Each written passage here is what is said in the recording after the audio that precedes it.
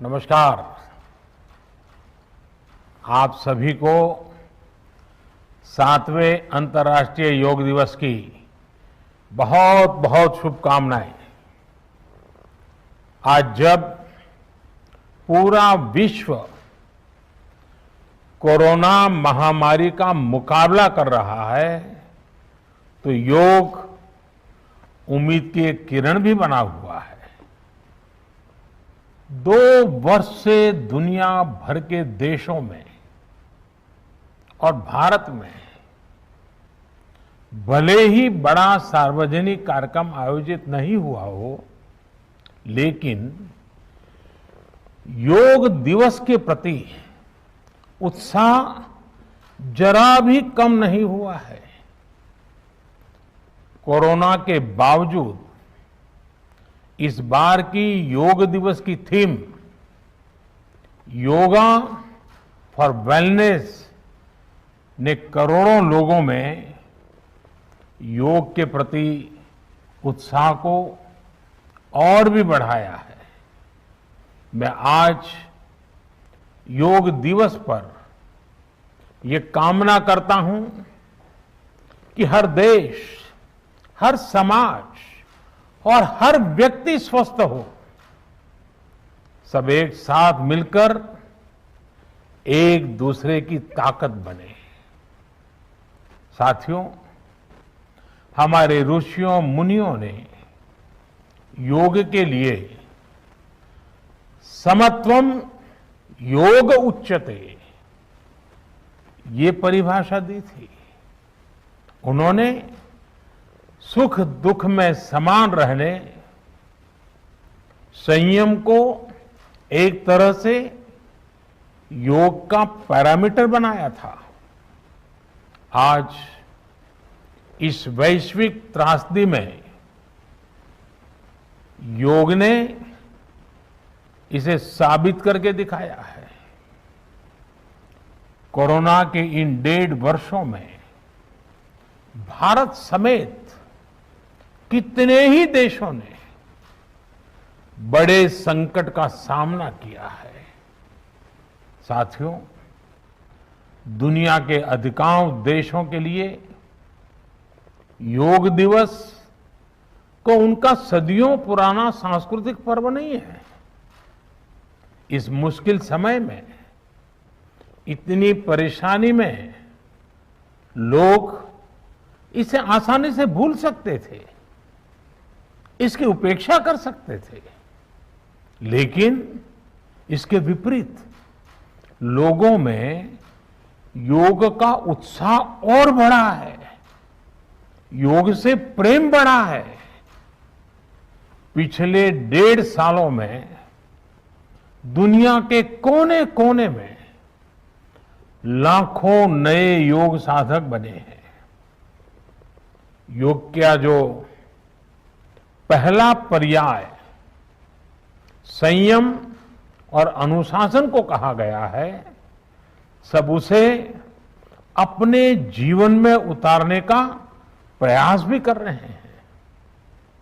साथियों, जब कोरोना के अदृश्य वायरस से और इस अदृश्य वायरस ने दुनिया में जब दस्तक दी थी, तब कोई भी देश साधनों से, सामर्थ्य से और मानसिक अवस्था से इसके लिए तैयार नहीं था। हम सभी ने देखा है कि ऐसे कठिन समय में योग आत्मबल का एक बड़ा माध्यम बना। योग ने लोगों में ये भरोसा बढ़ाया कि हम इस बीमारी से लड़ सकते हैं। मैं जब फ्रंटलाइन वॉरियर्स से, डॉक्टर्स से बात करता हूं तो मुझे बताते हैं कि कोरोना के खिलाफ लड़ाई में उन्होंने योग को भी अपना सुरक्षा कवच बनाया। डॉक्टरों ने योग से खुद को भी मजबूत किया और अपने मरीजों को जल्दी स्वस्थ करने में इसका उपयोग भी किया। और आज अस्पतालों से ऐसी कितनी तस्वीरें आती हैं जहां डॉक्टर्स, नर्सेस मरीजों को योग सिखा रहे हैं, तो कहीं मरीज अपना अनुभव साझा कर रहे हैं। प्राणायाम, अनुलोम विलोम जैसी ब्रीथिंग एक्सरसाइज है हमारे रेस्पिरेटरी सिस्टम को कितनी ताकत मिलती है, ये भी दुनिया के विशेषज्ञ खुद बता रहे हैं। साथियों, महान तमिल संत श्री तिरुवल्लुवर जी ने कहा, नोई नाडी नोई मुद्दल नाडी हदु तनिक्कुम वायनाडी वाय पच्चयल। अर्थात अगर कोई बीमारी है तो उसे डायग्नोज करो, उसकी जड़ तक जाओ, बीमारी की वजह क्या है ये पता करो, फिर उसका इलाज सुनिश्चित करो। योग यही रास्ता दिखाता है।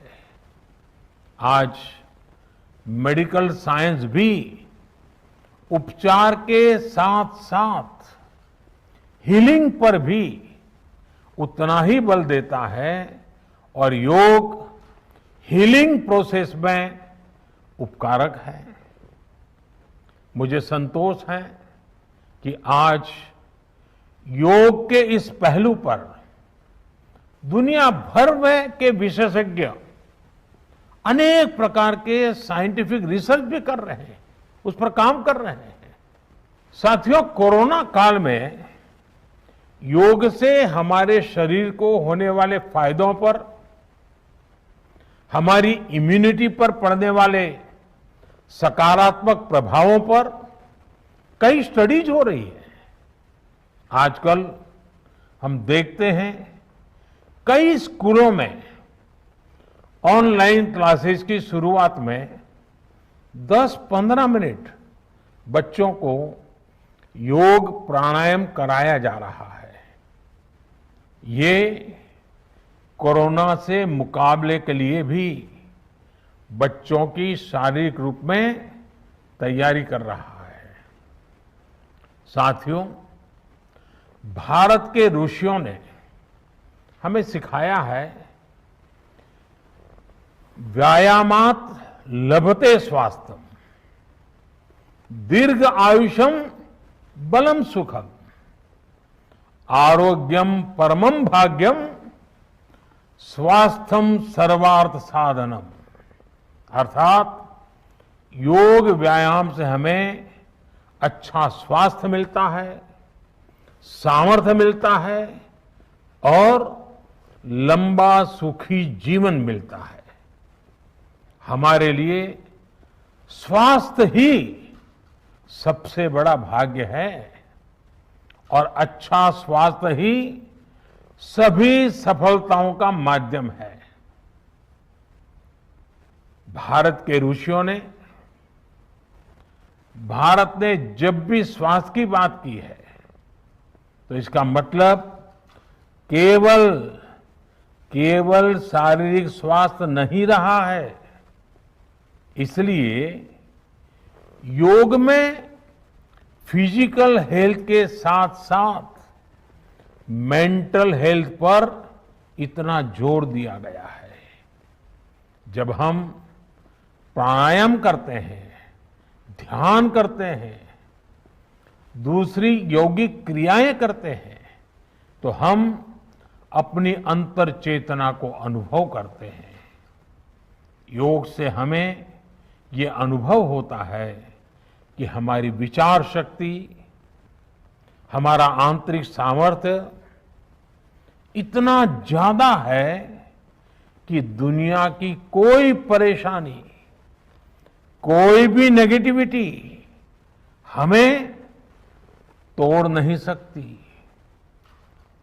योग हमें स्ट्रेस से स्ट्रेंथ की ओर।